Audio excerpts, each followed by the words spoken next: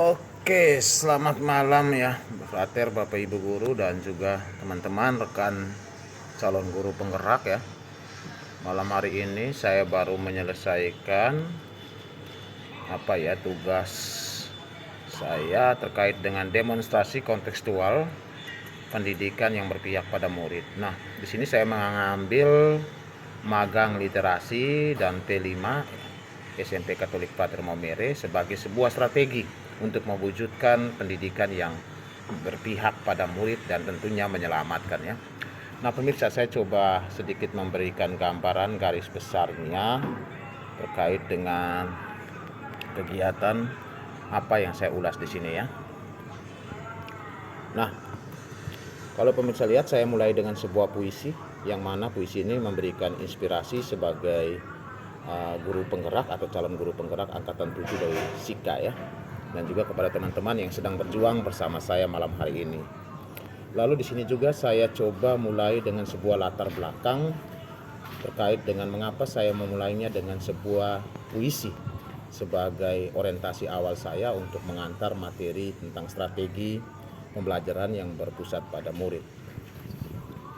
Nah, pemirsa bisa lihat di sini saya memulai dengan slide kedua. Ini adalah kekuatan pendidikan terletak pada kemampuan guru menuntun kodrat anak. Nah, ini penting dalam spirit Ki Hajar Dewantara yang saya temukan sebagai kata kunci untuk mendorong bagaimana manajemen guru sebagai seorang pemimpin pembelajaran yang kemudian harus bisa mengarahkan atau menuntun peserta didik dalam konteks pembelajaran yang bisa berpusat pada peserta didik ya. Sehingga di sini saya coba menggali spirit KHD tentang kekuatan pendidikan itu sebenarnya terletak pada kemampuan seorang guru dalam menuntun segala kodrat anak ya. Baik, fondasi utama dalam sebuah pendidikan itu sebenarnya adalah pada penguatan karakter. Ini yang juga saya ulas pada slide berikutnya. Lalu di sini ada gambar magang ya, magang dan P5 yang sedang berlangsung di SMP Frater Maumere. Kemudian saya menguraikan sedikit terkait dengan membangun dasar pendidikan melalui karakter. Sebenarnya ini sebuah proses untuk mempersiapkan anak dalam sebuah pembiasaan norma-norma yang berlaku dalam kebebasan dirinya sebagai kodrat anak, dalam kodrat zamannya dan juga dalam kodrat dirinya sebagai peserta didik ya. Kemudian saya coba melanjutkan dengan seorang guru itu ibarat nahkoda. Kenapa dikatakan nahkoda? Karena sebenarnya di sini saya katakan bahwa tugas pokok dan fungsi dari para pendidik diibaratkan sebagai seorang nahkoda yang mengarahkan perahunya pada tujuan pelabuhan berikutnya. Artinya apa? Dalam perjalanan seorang nahkoda ini kemudian akan mendapatkan berbagai tantangan dan rintangan selama mengarungi ya lautan lepas seperti arus, angin, gelombang, dan juga ini bisa mempengaruhi kelajuan, bisa mempengaruhi arahan menuju pada pelabuhan berikutnya. Nah, di sini ada sebuah gambar di mana baru-baru ini ada bersama adik-adik peserta magang MC dan juga adik-adik KIR. Lalu saya melanjutkan soal bagaimana seorang guru diibaratkan sebagai nahkoda ya. Jadi tujuan akhirnya adalah guru bisa menjadi seorang sahabat, bisa menjadi seorang teman yang bisa memberikan tuntunan kepada peserta didik dalam pembelajaran sehingga peserta didik atau anak memang benar-benar tidak mengalami kehilangan arah terkait dengan penguasaan iptek dan juga tantangan-tantangan zaman yang ada di sekitar lingkungan hidupnya. Baik, ini saya coba meminjam kata atau teori dari Bapak Ki Hajar Dewantara, spirit hidup, yaitu bahwa seorang guru itu pamong ya. Kalau pamong berarti di sini tugas kita adalah memberikan tuntunan agar anak dapat menemukan kemerdekaan belajarnya serta mampu ya hidup untuk mengarahkan dirinya pada jati diri sebagai manusia yang sesungguhnya. Secara khusus pada tujuan pembangunan bangsa ini adalah manusia yang berbineka. atau masyarakat yang Pancasilais. Nah, saya coba melanjut ke ini juga masih penjelasan tentang tuntunan seorang guru. Itu harus bisa membawa anak sampai pada tingkatan bisa hidup bersama dengan orang lain. Artinya kehadiran anak dalam pembelajaran harus bisa memberi dampak ya, memberi dampak bagi masyarakat lainnya di sekitarnya. Dengan tujuan akhirnya bahwa pendidikan yang didapat oleh anak itu bisa menjadi spirit dalam membangun bangsa ini, membangun anggota masyarakat yang mandiri, yang berdaulat, adil dan makmur. Sehingga di sini ada kalimat membangun dan pembangunan dan pemulihan bangsa. Lalu tujuan pendidikan sebenarnya adalah menjawab cita-cita pembangunan bangsa. Ini yang saya garis bawahi dari awal, mungkin dalam diskusi-diskusi atau ruang kolaborasi di sering saya katakan hal ini, bahwa pendidikan harus diselaraskan ya, harus diseimbangkan, harus diserasikan, harus disatukan dengan cita-cita pembangunan bangsa. Arah bangsa Indonesia ini apa sih sebenarnya? Cita-cita pembangunan bangsa ini kan sebenarnya lebih pada membangun masyarakat yang adil, yang makmur di bangsanya sendiri ya, yang merdeka sebenarnya. Dan juga yang jelas bahwa karena kita adalah bangsa atau masyarakat yang berbineka, maka kita juga harus bisa menjaga pembangunan masyarakat Indonesia yang berbineka melalui sikap toleransi kita atau budi pekerti kita yang sebagai ciri khas keberagaman di Indonesia. Nah, ini saya coba di slide berikutnya adalah pendidikan menjawab perubahan global. Pendidikan juga menjawab tantangan dan persoalan-persoalan bangsa. Sehingga ini pada slide ini juga saya memberikan gambaran terkait dengan tujuan pendidikan nasional, terkait dengan tujuan lembaga pendidikan yang hadir di tengah-tengah masyarakat, harus bisa menjawab perubahan global, tantangan dan persoalan bangsa, secara khusus persoalan masyarakat di sekitar kita ya. Lalu inovasi pembelajaran holistik itu di SMP Frater sendiri kami memulainya dengan kelas bakat minat magang literasi, yang mana kegiatan ini sebenarnya mau menjadi sebuah contoh, sebuah inovasi pembelajaran, sebuah konstruksi baru arah pembelajaran di rumah belajar SMP Frater Maumere ya, yang mana anak mulai diarahkan dan disiapkan memasuki pembelajaran yang secara terpadu, yang memiliki keterkaitan hubungan lintas mata pelajaran, yang tentunya anak tidak lagi merasa bahwa ada pembelajaran lain yang penting, ada yang tidak penting, tapi betul-betul dengan pembelajaran holistik ini anak kemudian merasa semua ilmu pengetahuan itu penting karena ada keterkaitan, ada hubungan kompetensi dasar yang menjadi muara akhirnya pada bakat minat anak itu sendiri ya. Nanti sebentar di bagian slide-slide akhir saya akan beri contoh. Nah, di sini segala inovasi pembelajaran yang kami coba hubungkan mulai dari kegiatan intrakurikuler, kegiatan kokurikuler dan juga kegiatan ekstrakurikuler ini kita coba mempelajari dari regulasi-regulasi yang ada, peraturan-peraturan menteri, sampai dengan kita mengarahkan pada hasil dokumen KTSP ya untuk rumah belajar SMP Frater Maumere. Sehingga perlu saya sampaikan bahwa kegiatan magang literasi ini sebenarnya sebuah kegiatan kokurikuler yang mana merupakan penguatan minat bakat, penguatan keterampilan atau pengayaan keterampilan dari kegiatan pembelajaran intrakurikuler ya, yang terjadi selama ini di SMP Frater Maumere. Baik, ini saya coba lagi kembali pada apa sebenarnya pendidikan itu sendiri. Nah, pendidikan itu adalah jalan ya menuju pembangunan bangsa yang merdeka.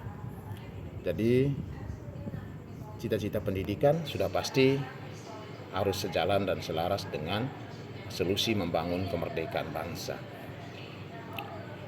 Kemerdekaan bangsa bisa kita bangun mulai dari fondasi karakter bangsa yang kokoh, kemudian baru kita arahkan pada bagaimana membangun keterampilan dan pengetahuan bagi generasi muda.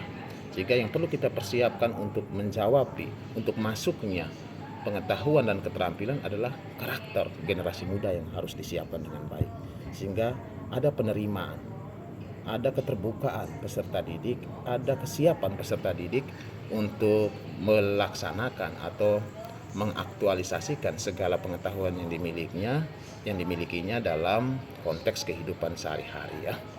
Semua ini harusnya dimulai dengan fondasi karakter yang kuat. Nah, saya coba menggarisbawahi sejarah ya di sini. Sejarah lahirnya atau berdirinya pendidikan di Indonesia itu sejak tahun 1922 itu berdirinya Taman Siswa ya oleh para pemuda, para tokoh revolusi saat itu di Yogyakarta, dengan tujuan sebenarnya adalah membangun kesadaran masyarakat Indonesia terkait dengan penjajahan yang dilakukan oleh pemerintahan kolonial waktu itu. Sehingga pendidikan yang dibawa oleh pemerintah kolonial itu sebenarnya orientasinya pada ideologi ekspansi ekonomi kolonial. Artinya bahwa pendidikan Belanda bertujuan untuk memperkaya, memperkuat kekuasaan Belanda, kekuasaan kolonial untuk menjajah Indonesia. Namun di sini kemudian lahirlah kesadaran dari para pemuda untuk melakukan perlawanan bahwa penjajahan itu tidak benar di muka bumi ini. Penjajahan itu tidak benar di tengah republik ini, di tengah bangsa ini. Ketidakadilan yang dibuat oleh pemerintah kolonial waktu itu adalah sebuah bentuk penjajahan yang harusnya tidak boleh kita dapatkan. Sehingga ada perlawanan yang harus dilakukan oleh kaum muda waktu itu dengan cara apa?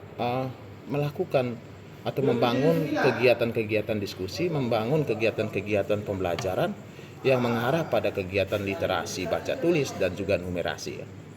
Kemudian di situ perlahan-lahan gerakan semangat untuk melawan kolonial mulai terbentuk seiring berjalannya waktu sampai dengan kemerdekaan ini terbentuk ya. Kegiatan P5 dan magang literasi SMP Fatir Maumere ini sudah dibuka ya oleh Kepala Dinas PKU Kabupaten Sika pada tanggal 20 Oktober kemarin dan akan berjalan selama 1 bulan.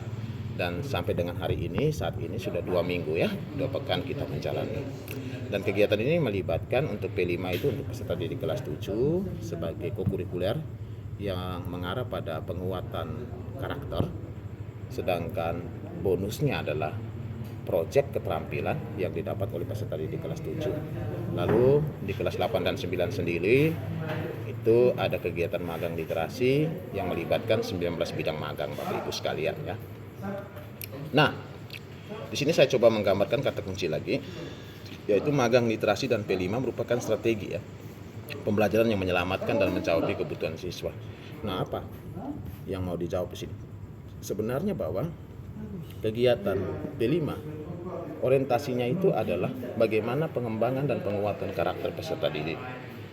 Kemudian di sini P5 juga bisa memberikan ya dampak positif terkait dengan budaya-budaya yang diangkat kembali, yang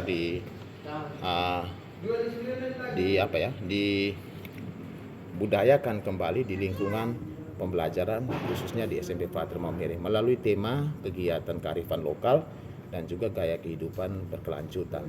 Sedangkan kegiatan magang literasi, Bapak Ibu sekalian, kegiatan magang literasi ini sebenarnya merupakan salah satu strategi juga ya pembelajaran kokurikuler yang mana merupakan bagian dari pengayaan kompetensi dasar keterampilan lintas mata pelajaran yang dibuat secara terpadu Bapak Ibu sekalian. Jadi setiap bidang magang itu merupakan cakupan dari kolaborasi beberapa mata pelajaran.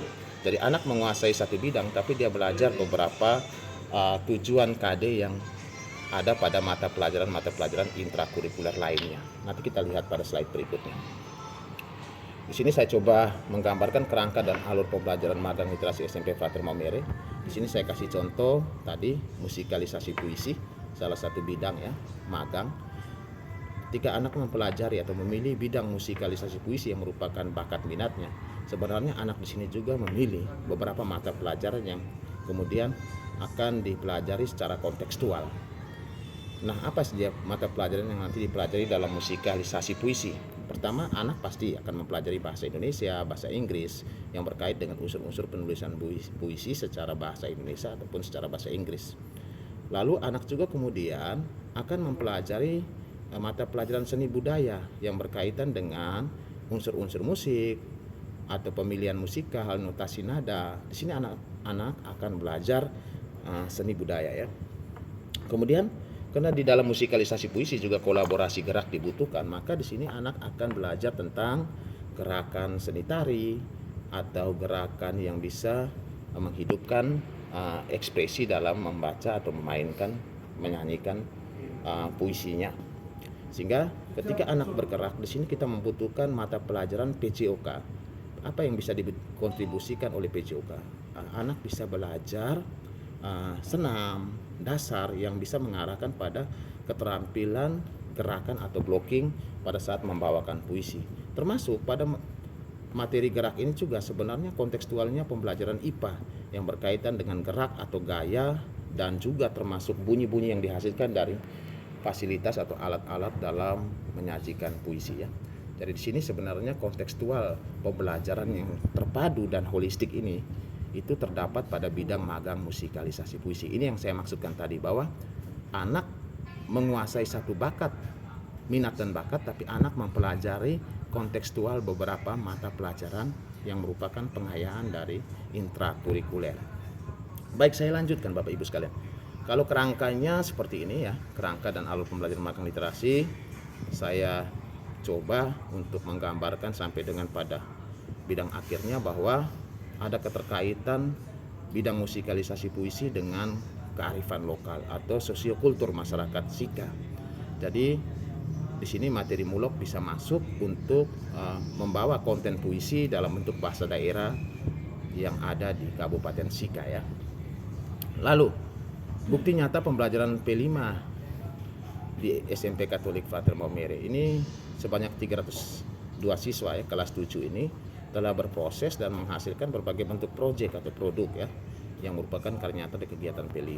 Kegiatan P5 tadi dengan 2 tema yang baru kita kemas berdasarkan hasil identifikasi awal kita, bahwa tema P5 ini adalah tema tentang kearifan lokal dan juga gaya hidup berkelanjutan. Jadi bicara tentang kearifan lokal berarti kita menggali, kita kembali mengangkat budaya-budaya yang ada di sekitar lingkungan belajar SMP Frater Maumere. Dan juga gaya hidup berkelanjutan ini terkait dengan usaha penyelamatan lingkungan ya, yang nanti dikelola dalam bentuk proyek yang kemudian menumbuhkan nilai-nilai karakter generasi muda Spatermov. Baik, ini saya masih menggambarkan soal bentuk kegiatan dari P5 terkait dengan masalah sampah dan lingkungan, terkait dengan budaya yang hampir hilang atau termakan zaman ya. Di sini saya coba ulas di slide ini. Lalu ada P5 dan magang literasi ini adalah upaya sebenarnya merawat budaya Sika dan menguatkan karakter generasi bangsa yang berkepribadian lokal. Apa artinya? Bahwa dua bentuk kegiatan ini sebenarnya punya tujuan akhir yang sama. Kalau P5 bertujuan untuk penguatan karakter dan bonusnya ada pada keterampilan peserta didik dalam menciptakan atau menghasilkan produk, sedangkan magang literasi adalah upaya untuk menguatkan minat bakat keterampilan peserta didik dan bonusnya pada nilai proses sikap yang mereka lewati selama proses magang. Sehingga di sini ada beberapa juga saya masukkan terkait dengan budaya Sika. Kenapa budaya Sika? Karena ada nilai-nilai budaya yang diangkat dalam magang dan P5 ini. Nah, sebenarnya kita bisa lihat Bapak Ibu sekalian dalam bidang magang apa saja yang mengangkat tentang budaya Sika. Nah, saya katakan lagi pada slide berikut bahwa ini adalah fase baru pembelajaran P5 dan magang literasi, merupakan model pembelajaran berdiferensiasi. Jadi pembelajaran berdiferensiasi yang saya pahami ya Bapak Ibu sekalian, bahwa ini pembelajaran yang menghubungkan keterkaitan mata pelajaran secara holistik ya, atau juga terpadu yang melibatkan kebutuhan pelajar peserta didik, yang melibatkan gaya belajar peserta didik, yang melibatkan kecerdasan peserta didik berdasarkan kodratnya. Jika ini saya coba meramunya menjadi sebuah fase baru model pembelajaran berdiferensiasi. Mungkin ini nanti kita pakai dalam kegiatan kolaborasi nanti. Baik, ini ada foto saya ketika saya mendapatkan penghargaan salah satu penulisan karya buku saya, puisi ya, berjudul Selimut Sarung Politisi. Saya mendapat penghargaan, saya sudah mendapatkan piala juara 2 ya sebenarnya. Kalau juara 1 itu anak saya sendiri yang sekarang juga anak wali saya. Kemudian kami sama-sama berkompetisi di ajang Indonesia Awards ya, yang diselenggarakan oleh Nyalanesia, salah satu gerakan sekolah menulis buku baru-baru ini ya. Nah, dalam kegiatan kokurikuler dan P5 ini sebenarnya kita melakukan strategi pembelajaran dengan 2 atau beberapa model. Di sini saya ambil 2 model saja. Ada based learning, problem based learning, dan juga discovery learning. Dengan pendekatannya sama, yaitu pendekatan saintifik, sosiokultur sebagai sebuah jalan menuju pembangunan bangsa dan memulihkan Indonesia lebih cepat. Oke, saya coba langsung ke bentuk kegiatan magang ya, Bapak Ibu sekalian. Ini yang diikuti oleh 659 peserta didik kelas 8 dan 9 ya. Mereka berkolaborasi dalam bidang pidato bahasa Inggris, ada MC dan protokoler, ada musik tradisional, ada tari tradisional, ada drama bahasa Inggris, dancer kreasi, teater, perkusi, musikalisasi puisi, lalu kemudian ada akuistik, band, melukis, jurnalistik. Di sini mereka belajar tentang menulis berita, vlog dan reportase. Ada storytelling, ada fashion show, stand up comedy, vokal solo dan vokal grup, serta karya ilmiah, remaja dan juga pidato bahasa Indonesia. Baik, itu saja gambaran saya terkait dengan 19 bidang pembelajaran magang literasi. Jadi ini saya katakan bahwa bukan sekedar contoh sang guru dalam pembelajaran di ruang kelas, tapi ini adalah bukti nyata inovasi baru pemanfaatan iptek dan pendekatan sosiokultur untuk membangun Niantana Sika, NTT, dan bangsa ini 20, 40, dan 60 tahun ke depan ya. Ini saya foto bersama salah satu peserta didik saya yang meminta saya untuk foto bersama ketika selesai ujian KIR ya. Lalu di akhir ini ada kegiatan hari-hari khusus yang merupakan hari kebudayaan yang diselenggarakan oleh SMP Frater Maumere. Jadi terakhir bahwa magang dan P5 akan kami selenggarakan dalam bentuk pensi dan pameran sebagai bentuk perayaan belajar SMP Frater Maumere dalam mewadahi dan membentuk kepribadian lokal peserta didik dalam pemikiran, penalaran kritis, serta berwawasan global, tapi dalam tindakan yang membawa kepribadian lokal. Abang kawan, itu saja yang bisa saya sampaikan ya. Terima kasih, salam kolaborasi bersama, berbela rasa kujunjung, prestasi kurai. Abang kawan, selamat malam. Sudah 22 menit ya, hampir 23 saya live di sini. Sampai jumpa.